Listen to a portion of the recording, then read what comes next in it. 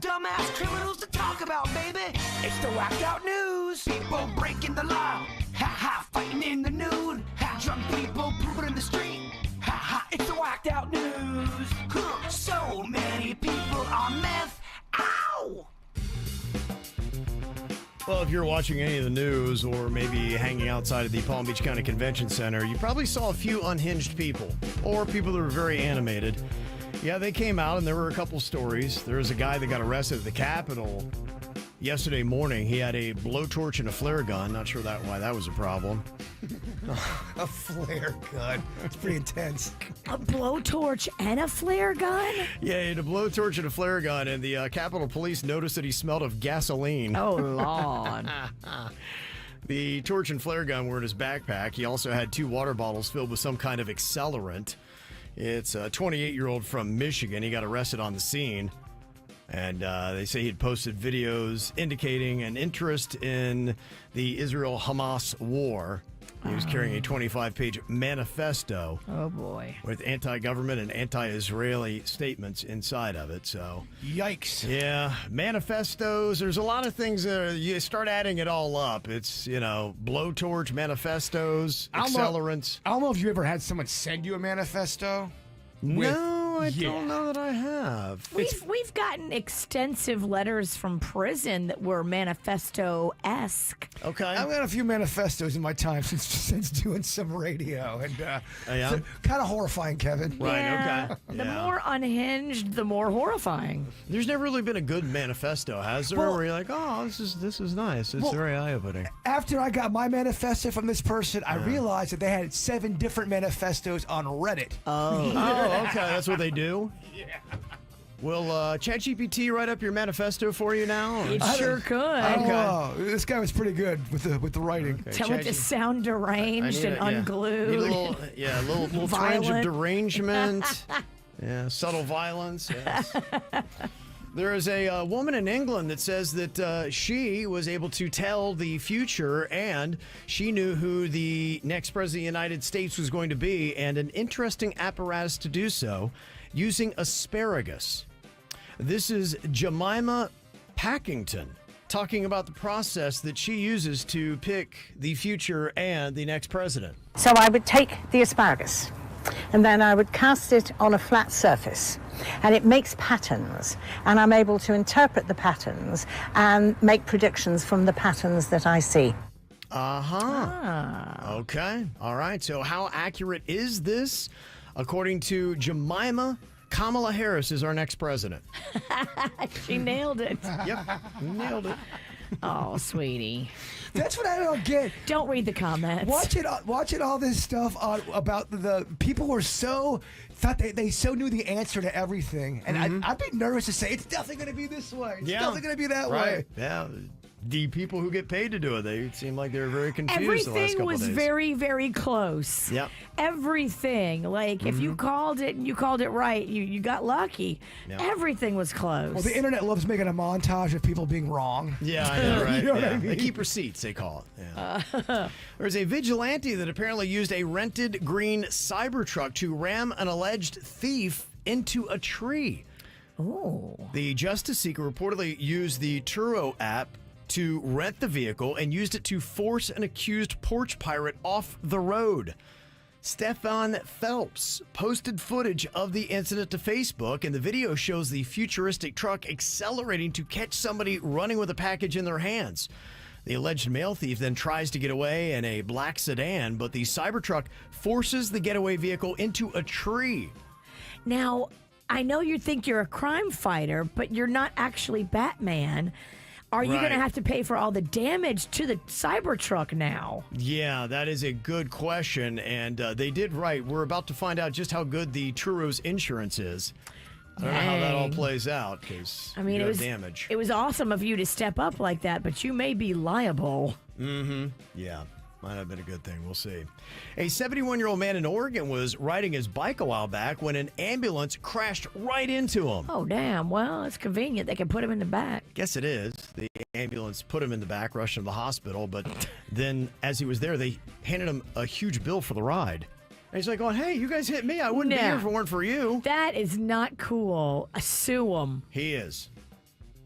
There's a sick Chinese man who was pushed to a bank branch on a hospital bed by his family just so he could confirm his identity for a money transfer. Wow. That sucks. They're trying to take his money and he's on his last leg. Yeah, so they're pushing him in a hospital bed right there to the bank to try to get the money out of him. Did they get the money? Didn't say. I assume so. Wow. Yeah. Remember that lady like a couple months ago that brought a dead guy in and tried to get his money, and he was already deceased in a wheelchair. Rigor mortis set in. Yep. Absolutely. There's a Florida woman with type 2 diabetes that was hospitalized after mistakenly using nail glue instead of eye drops during a blood sugar episode. Oh my gosh, this could so happen. Yikes. Eddie Brand Shipley recorded the incident and was talking about why she was confused. Okay, guys, I'm at the ER because I was half asleep and I needed to put my antibiotic eye drops in tonight. And instead of grabbing the eye drops, I grabbed the Kiss nail glue. So this is them rinsing my eye out. They already took out 3 shards of super glue. Yikes.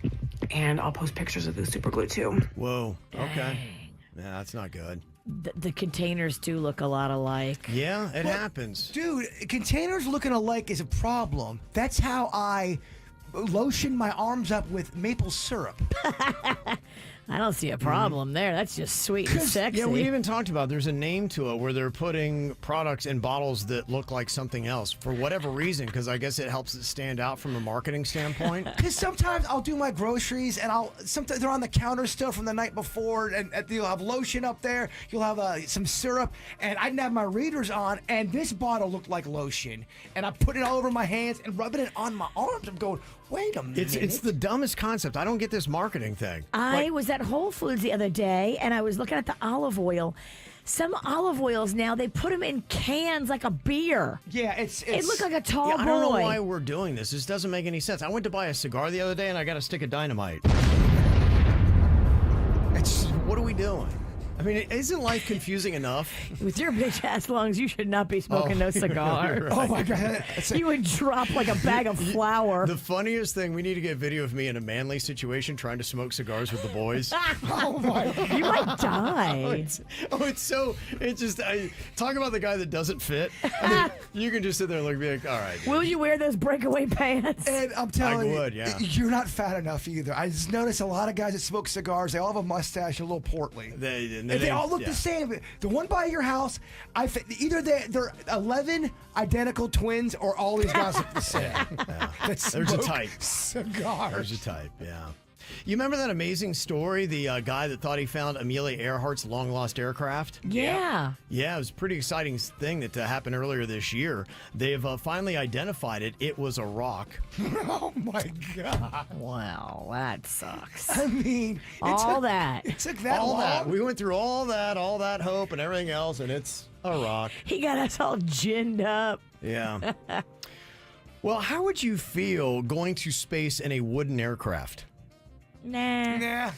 No, you're not feeling it? I'm not going to do that one. I love me some space. It's a hard no. They have just launched the world's first wooden satellite. That don't sound strong. No, it doesn't. They're trying to prove that wood works great in space. Is that NASA's kind of This secret is SpaceX. Okay. Well, it's actually a Japanese scientist that did it, but they got it on top of a SpaceX rocket. Got ya. Mm-hmm. Yeah, so they're trying to test wood's resilience to space conditions. World's first wooden satellite, built by scientists in Japan, headed into space Monday atop a SpaceX rocket launched from NASA's Kennedy Space Center. It'll stay in orbit for 6 months, 250 miles above the Earth, in an attempt to prove wood is a space-grade material. Sensors on board will measure how the material puts up with extreme temperatures in space, which range from minus 148 degrees to plus 212 degrees Fahrenheit every 45 minutes, as it orbits from darkness to sunlight. I don't know. I'm not a scientist. I just have a feeling. I think I know how this is going to work, and I just can't imagine. Could you imagine going to space in a wooden rocket? No. It sounds like a Mad Lib. It doesn't. Only thing that sounds worse is those guys that went to the Titanic in a tin can. Right. I mean, come on. I feel like we're regressing in our... I'm blaming it on TikTok. Yeah, maybe. This is how we do. It's the KVJ Show.